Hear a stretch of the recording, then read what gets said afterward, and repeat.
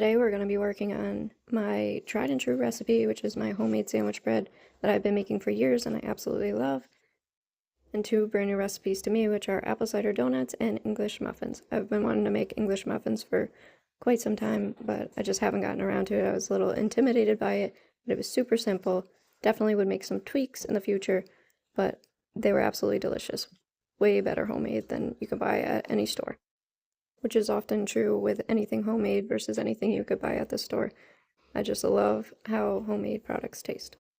I'm excited to be back in the kitchen with you guys. It's definitely been a minute, but in the meantime, I've been testing a lot of recipes that I'm excited to share with you guys. Most of them are new to me, and I am absolutely loving every one of them. We're going to get started with the homemade white bread. So starting with 2 cups of warm water, and then we need 1 tablespoon of yeast. I'm running low on my bag of yeast, on my bulk yeast, which I definitely need to reorder, but I happen to have just enough in this bag for this recipe. I'm going to sprinkle this all into my bowl, and then as I'm doing this, I hear my little toddler calling for me. She just woke up from her nap, so I'm going to go grab her. She's more of a contact napper, so that nap definitely did not last as long as I'd hoped for, but we're working on it. Now back to our bread recipe, I like to add a little pinch of honey because it helps feed the yeast to get it activated a little quicker. And my honey is a little crystallized, and I didn't reheat it. Reheating it would have definitely made this process a lot easier, especially for when I need the rest of my honey. But this will do for now. I'm more of a go with the flow cook, not really a pre-planner. Now look at this, yeast is starting to rise here.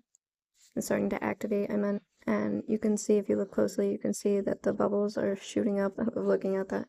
So this needs to sit for a few more minutes. Our yeast, honey, and water has now been sitting for 10 minutes. So now we're going to add our other ingredients. We need 2 teaspoons of salt. I'm using a half teaspoon measure, so I'm going to do 4 of these.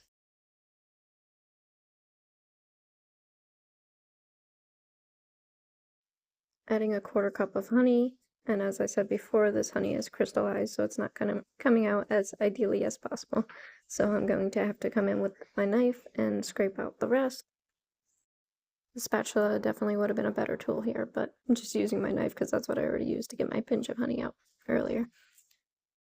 I'm going to give that a quick little stir in, and then I'm going to go in with my oil. You need 2 tablespoons of oil. What oil you use is really up to you.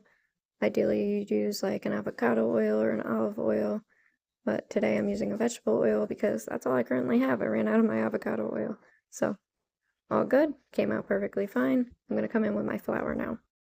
Looks like I'm in need of a little pantry restock. But to our dough here, we are going to add 5 cups of flour, but I like to start on the lower side, like 4.5, and then I will slowly add in more. I think this time it actually took 5.5 cups of flour, which is not typical for me, but the weather is changing and the amount of flour that you need changes as the season changes. It has to do with how moisture dry the air is. I'm going to get my dough hook on, and we're going to let this knead in the KitchenAid for 5 minutes. You can do this by hand if you don't have a KitchenAid or any other stand mixer. No big deal. If you're new to cooking from scratch, you might not have a stand mixer. In that case, I would bring this all together in a bowl and then pop it out on my countertop and knead that for 5 to 7 minutes until you have nice gluten formation. I've been making bread products for many years now, and I definitely did not start out with a KitchenAid mixer or any mixer of the sort. So I did a lot of hand kneading, and it works perfectly fine. By hand kneading, you're definitely putting a lot more love into your bread products, that's for sure. What I'm doing here is I'm adding back that 1/2 cup that the recipe called for, and then it was still a little sticky, so I think we got around 5.5 cups in total. You're going to want to go by how it looks here.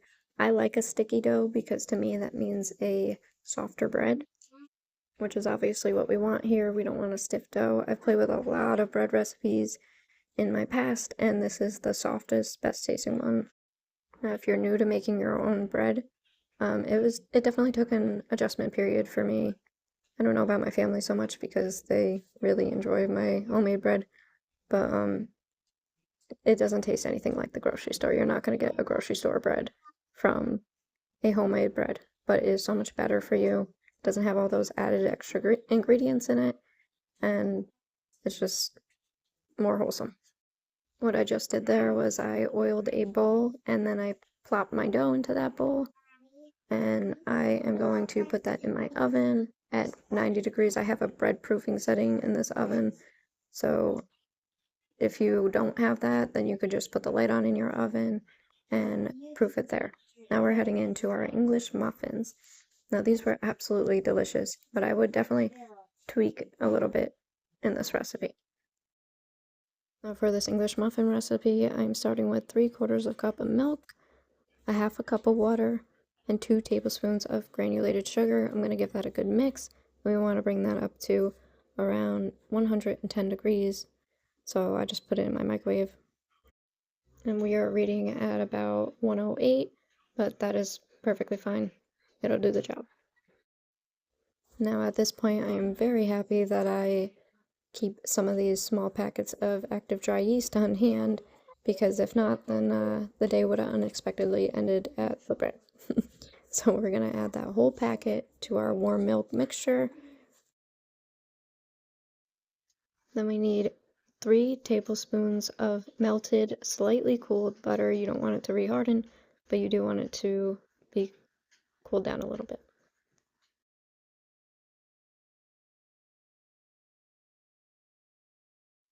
1 large egg at room temperature. This egg is from my chickens, so I want to crack this over another bowl. I almost forgot for a minute. It should be fine, but I like to rather be safe. This one's been sitting on my countertop for a little bit.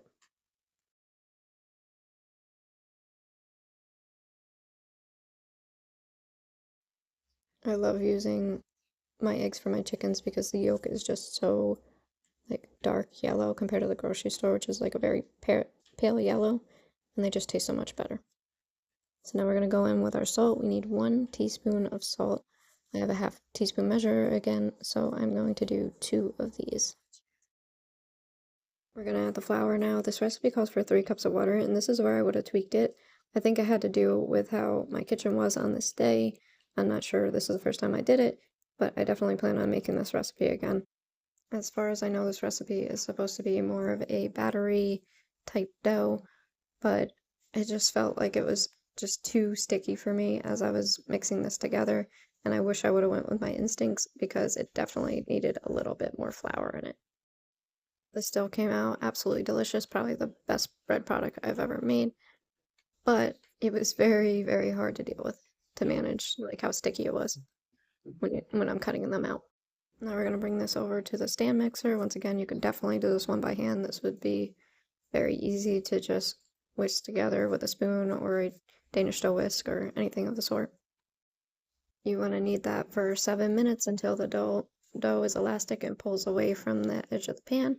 And I will link all these recipes in the description just so you know to look there. Right now we're going to go back to our white bread, and I'm going to butter our loaf pans because our dough is ready to come out of the proofing in the oven, and we are going to get that shaped up and into our pans, and then it has to do a second rise in the pans before it can be baked.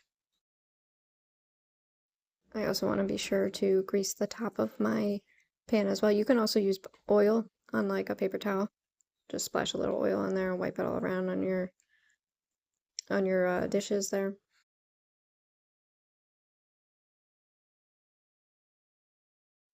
As you can see, my dough has risen double in size. I absolutely love that proofing setting on my oven, especially for cold days like this.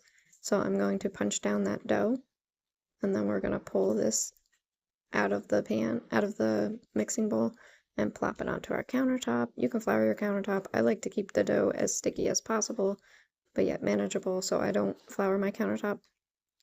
Do want to make sure you're working on a clean surface, so I'm going to cut this in half because this makes 2 bread recipes, and I'm going to make one size bigger than the other because my pans are different sizes. My one is very long and the other one is shorter but rises higher. So I'm going to spread this out with my hands as a rectangle. You might need a rolling pin if your dough is harder than mine, but mine is very soft and supple, so I can just roll it out with my hands, and I'm going to roll it like a cinnamon bun and then tuck in the edges. You can pinch in your edges tight if you want to. I don't find it necessary, so I just plopped it into the pan. Now I'm going to check on our English muffins, shut those off, and get going with our second loaf of bread. Doing the same thing, pulling it out in a rectangle, and then I'm going to roll it like a cinnamon bun again.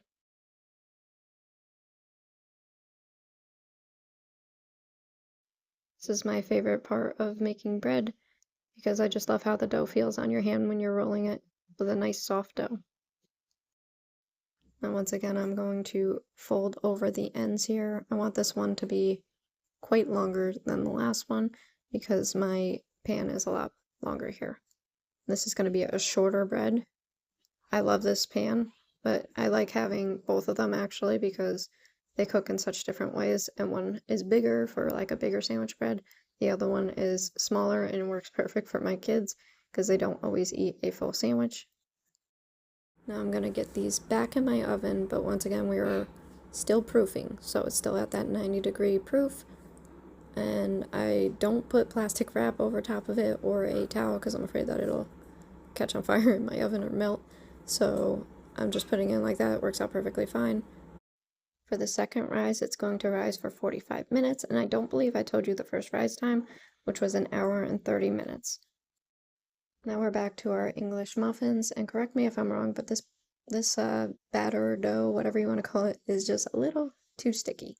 It's not quite pulling off of the pan off of the bowl as much as I would like it to, and I'm thinking I just should have added a little bit more flour. But this is my first time making it. Maybe you have made these before and you know if this is supposed to be quite this sticky or not.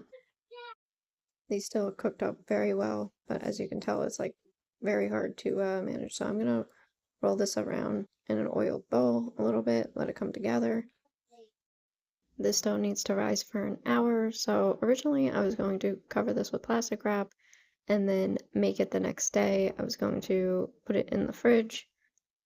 You'll see later that I ended up changing my mind and pulling the dough back out later. But I'm gonna tidy up my area, clean up this countertop, and then we're gonna move on to our next recipe, which is apple cider donuts. I did not actually shape them as donuts, as you can see. I have a Twinkie pan. I don't have a donut pan, but my kids love the shape of Twinkies anyways, so it'll be perfectly fine, and it'll cook the same. So we're starting out with our apple cider. We need 1.5 cups of apple cider. I'm gonna add this to my stock pot, and we are gonna reduce this down by 1 cup, leaving about 1/2 cup left. You're going to bring this pot up to a simmer, and then you are going to reduce it down to a low heat. Let this simmer for about 10 to 20 minutes. At this time, you're going to also preheat your oven to 350 degrees Fahrenheit or 177 degrees Celsius. Now, I ran out of brown sugar, so I'm just going to whip up some fresh brown sugar real quick. So a little added recipe, super simple. You should always just make your own brown sugar if you can, because it tastes so much fresher and it really does not take much time. Now I do this with my mixer, but you can also do it by hand. I do it by hand often too. I'm going to add some blackstrap molasses, and we're just going to mix that together until it fully comes together. You can add, if you add more molasses, it'll be a darker brown sugar. If you add less, it'll be a light. Just add it little by little. It's not difficult, and it tastes so good, homemade. Our apple cider is simmering and our bread is done proofing, so I'm going to turn my temperature on my oven to 350 degrees Fahrenheit to prep for the bread to bake, and I'm going to take this bread out of the oven. I do not want it to come up to temperature with the oven. I want to make sure the oven is fully preheated before that bread goes in. And that is going to bake for 33 minutes, which pretty much always cooks it perfectly. I've never had it undercook at that temperature, but some ovens do vary. So if you are worried that it's not cooked all the way, you can, if you don't have a thermometer, if you knock on the bread, it will sound hollow if it's done. And your other option would be to use a thermometer, and you're just going to want it to reach about 200 degrees Fahrenheit to ensure that it's done.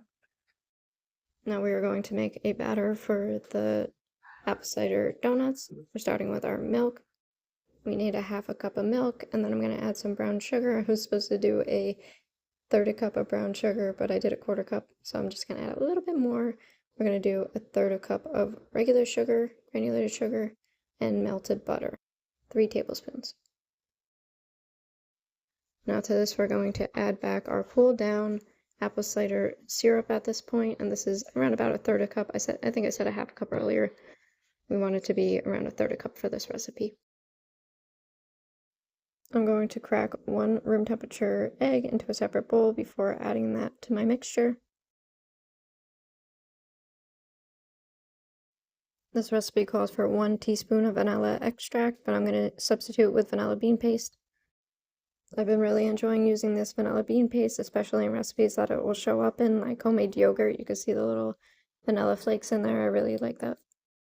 I'm going to mix this all together, and then I'm going to add in the dry ingredients right on top of this. For the dry ingredients, we need 1 3/4 cup of all-purpose flour,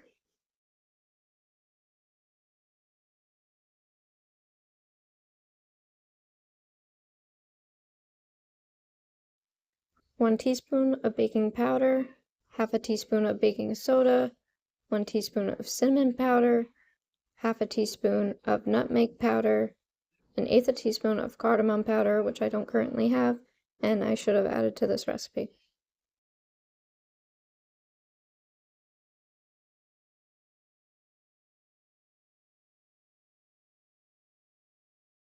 Now that we have all our dry ingredients added to our bowl, we are going to mix that and bring it all together, but you don't want to over mix it. I'll also link all these recipes or type them out in the description if you are interested in these recipes.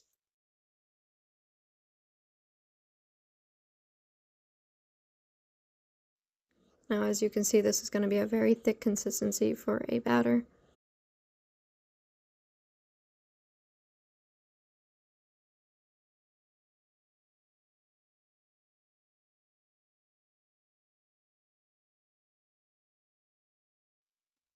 Now I'm going to grab out a Ziploc bag. You can use a piping bag or a Ziploc bag.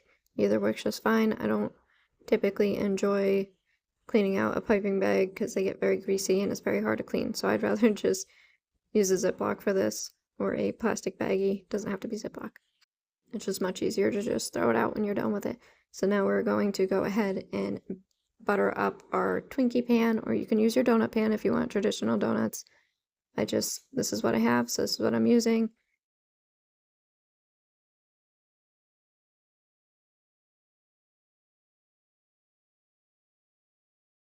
I'm going to grab out a cup so it's easier to balance my piping bag without having to hold it. And then we're going to go ahead and form that to the cup and fill up our cup with our batter.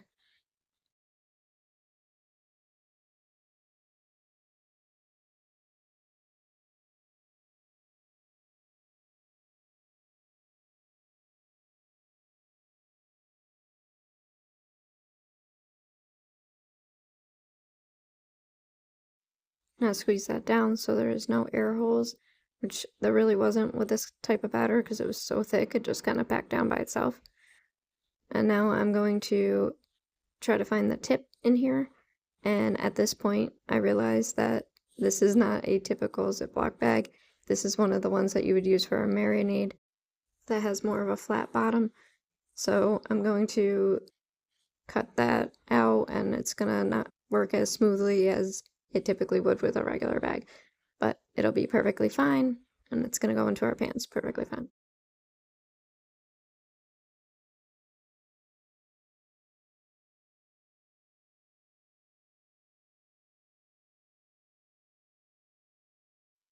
Now you want to pipe this into your pan about halfway full. You can use a spoon too if you don't even want to pipe it in. It doesn't really matter as long as they're halfway full. Piping it might be a little bit better consistency, but I think it will just bake up fine anyways. These ended up being perfect for such a cold day. It has been snowing here where I live, like almost consistently every day. We're not really getting anything to accumulate, but it's been very pretty and feels very wintry and almost Christmassy to be able to look out at the snow every day. But we should be having a snowstorm coming up that is going to leave some snow, I think, for quite some time, which the kids are very much looking forward to. Now, right as I'm finishing up here, I can hear my oven timer going off that my bread is now done, so I want to hurry up, rinse off my hands, and get that bread out of the oven before it overcooks. I do have a habit of forgetting that my timer went off or that I'm even cooking something in the oven if I am distracted with something else. So once that beeper goes off, I have to get to it right away. This bread always comes out golden brown and delicious looking.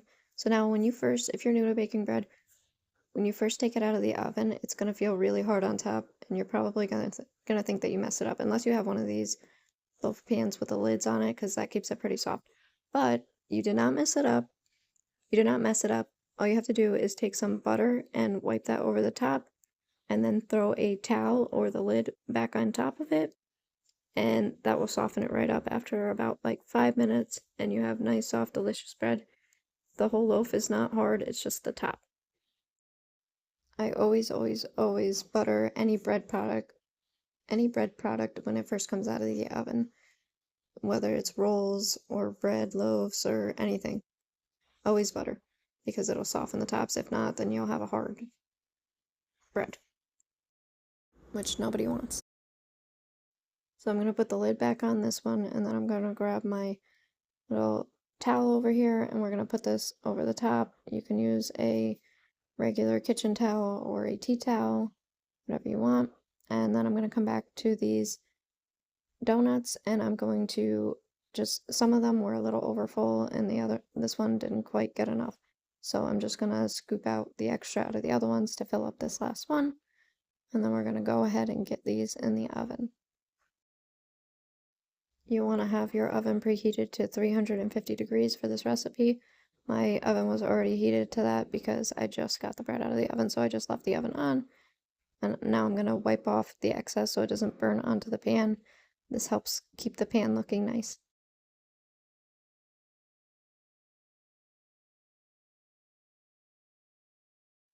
Looking out for any obstacles my toddler might have placed on the floor during that process, I'm going to carefully get these in the oven. And these are going to bake at 350 degrees Fahrenheit for about 10 minutes. The recipe says mine took probably about like 12 or 13 minutes. But you're going to want to insert a toothpick in there or something of the sort. And then if it comes out clean, they're done. Now we're going to get our sugar mixture going. Now for this, I'm going to list what I did and what the recipe calls for, but I would definitely cut this in half if I ever made these again, because that is way too much sugar to be wasting. We didn't end up using like half of that. So it calls for 1 cup of granulated sugar, 1 teaspoon of cinnamon powder, half a teaspoon of nutmeg powder, half a teaspoon of cardamom powder, and then you're going to need half a cup of butter melted, but you're going to want to keep the butter on the side.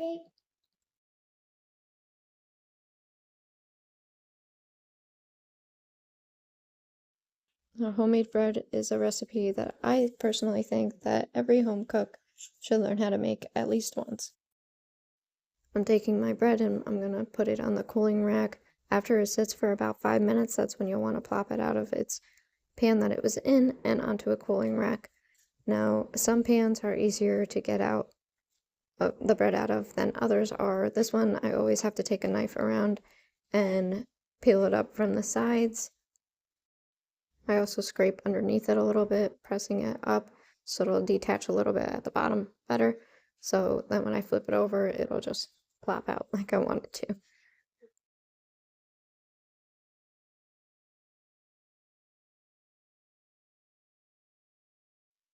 Now most of the time, one of these loaves of bread don't even make it past dinner time because we like to slice it up while it's still a little warm and butter it up, and my kids just will eat that as a snack, or they'll eat it alongside their dinner. I do have 4 kids, so bread does not last long in this house at all. I covered my bread back up, and that's just gonna sit there until it is fully cooled off so I can bag it up. You don't want to bag it up while it's still warm, or you're gonna build up some moisture in that bag. At this point, the donuts are done and they are looking delicious. My daughter's coming out to see what they look like, and my kids are desperately wanting some. So now I pulled that English muffin dough back out of the fridge, and I decided I'm actually going to make those tonight, so this way we can have them for dinner tonight and for breakfast tomorrow. Back to the donuts, we are going to baste them with some melted butter, and then we are going to dip them in this cinnamon sugar until they're fully coated. I'm going to repeat this until it's all done, but I'll save you the process of that.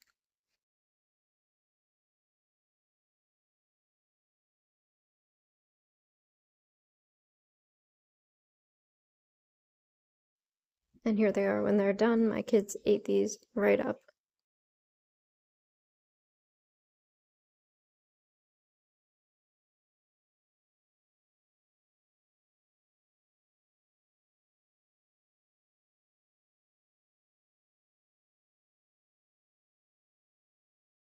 I want to cut into this bread just so you can see what it looks like in the inside and just how soft it is.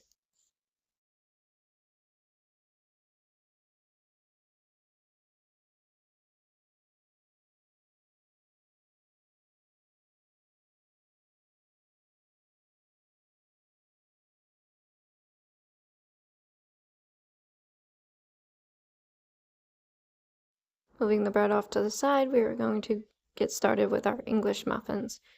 And once again, this is going to be a little difficult for me because I don't think I had enough flour in here, so this is not going to be perfect, but we're going with the flow here, and they're going to taste beautiful, even though they don't look it. But practice makes perfect, and I'm sure before you know it, I'll have the perfect English muffin down pat. So what I'm doing here is I'm just working this into a ball until it's kind of smooth. I do not have a biscuit cutter, which is what you would ideally use for English muffins, but I do have a few things that I will test out to see what works. So now I'm just pressing this out flat, kind of into a rectangle like we did with the bread before. As you can see, I had a little helper here, and there's some cute little flower fingerprints on the chair. So now what I thought would work would be this glass jar. I figured I'd flour it up, and it's about the size that I want it to be. But at first I had the wrong technique. So this might work. I'm not sure. I was just twisting it too much, and I kind of like formed it into a smaller circle by over twisting it. So it just made like it made the dough come together a little bit more and made a smaller English muffin, which is not really what I wanted. These didn't stay in perfect circles because they're so sticky, so when I was peeling them up off of the parchment paper, they were kind of like peeling away with me. So I'm going to do a few of these. Now I'm switching over to this top of it's a plastic top to a mason jar. And this worked out much, much better. Once again, I was still doing still spinning it around too much. So it did get a little small, but as I worked through this, it worked out just fine. Now for the next thing that I would adjust on this recipe, if I were to do it again, is you're supposed to dust your parchment paper with semolina flour or cornmeal. I use semolina flour because I have a ton of it from when I used to make a lot of homemade pasta, and I'm hoping to get back to that soon. But I didn't put nearly enough. Like, I would have doused that parchment paper with a ton of semolina flour had I known that they were going to stick that bad and like be very hard to peel up. And you also want to dust your cast iron, so that's what I did here. You'll see the semolina flour on the bottom of the cast iron. I'm going to place 3 in at a time, and then you're going to want to cover it up. So I just used an old cookie sheet. And we should be at about the halfway point with baking them, with cooking them, I should say. So I'm going to cover the tops with the semolina flour, and then I'm going to flip them. This first batch did get a little brown on the one side, That's just because I didn't want to undercook it. I heard that that was a problem with English muffins, that they might not be fully cooked in the middle, which didn't end up being a problem for me. I did check them just to be safe with a thermometer before I pulled them off, because the last thing I want to do is make all these English muffins and then cut into them and they're doughy inside. I've had enough of bread products come out like that in the past to learn from that. So they ended up being perfectly good, and some of them are prettier than others, but they were absolutely delicious. So much more flavor than the store-bought ones. I was blown away. I was looking for anything over 200 degrees Fahrenheit to ensure that they were done in the middle. These are going to be cooked at medium-high heat for 6 to 8 minutes on each side. Redusting my pan with that semolina flour so I can get that second batch going. Now, if you are still here, I want to thank you so much for watching this video, and I hope you stick around. My name is Ashley, if you don't know, and I'm so happy to have you here. If you enjoyed this video, please give it a thumbs up and consider subscribing, as it helps my channel and helps me make more videos for you guys. These are what the English muffins look like when they're done, and if you stick around a minute, I'll show you what they look like when we cut them open. Pretty happy with how some of them look for a first try. I mean, that one pretty much looks like an English muffin. I was gonna cut them with a knife, and then I realized, hold up, you want to use a fork for English muffins, so this way they don't get smushed inside. I think that's the reason behind that. So I'm just gonna poke around all the edges in the middle with this fork, and then I'm gonna peel it open. And then we're gonna check out and see how our nooks and crannies came out, which is a big deal with English muffins, and I don't think that's pretty bad for the first time. I'm very satisfied with that. Thank you again, and may you have a very blessed day.